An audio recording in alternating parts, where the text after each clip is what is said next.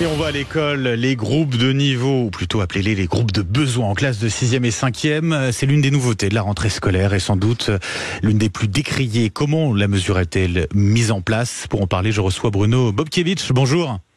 Bonjour. Et merci d'être avec nous. Vous êtes le secrétaire général du SNPDEN, syndicat des personnels de direction de l'éducation nationale. La rentrée, c'était il y a 2 semaines. Comment ça s'est passé, l'instauration de ces groupes de besoins? Est-ce que tous les collèges ont pu mettre en place cette mesure?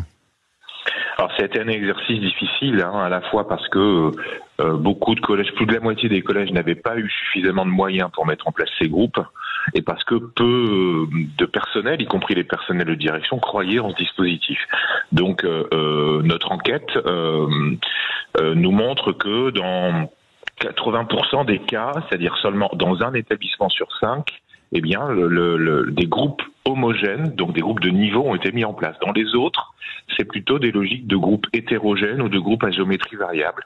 Et les collègues ont fait des groupes, mais pas forcément tels que Gabriel Attal le souhaitait. Ça veut dire que ça ne change rien au problème, finalement, Bruno Bobkiewicz. Parce que la mise en place de groupes, ne serait-ce qu'hétérogènes, fait diminuer mécaniquement, dans ceux qui ont eu des moyens supplémentaires notamment, ou ceux qui les ont réorganisés, fait diminuer le nombre d'élèves moyens par classe. Et quand on a moins d'élèves par classe, on peut davantage s'occuper des élèves les plus fragiles.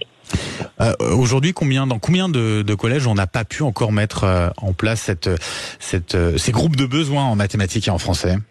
Alors, d'après notre enquête, ça représente 4% des établissements où il n'y a pas eu du tout de mise en place de ces groupes.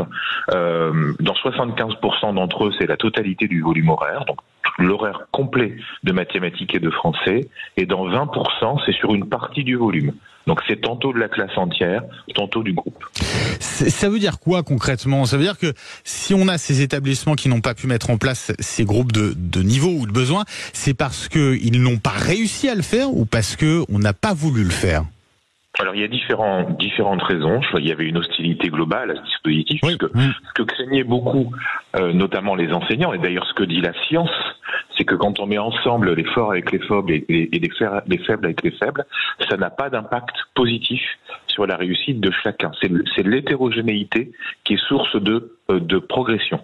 Et donc, il y avait une hostilité générale, mais au-delà de ça, même quand on le souhaitait, quand on a essayé de respecter l'esprit souhaité, eh bien, il y avait un problème de moyens. C'est-à-dire, pour faire ces groupes, il faut des groupes en plus, ils font donc des heures en plus, et plus de la moitié des collèges n'ont pas eu les moyens suffisants pour le faire. Des moyens en plus, des enseignants en plus aussi?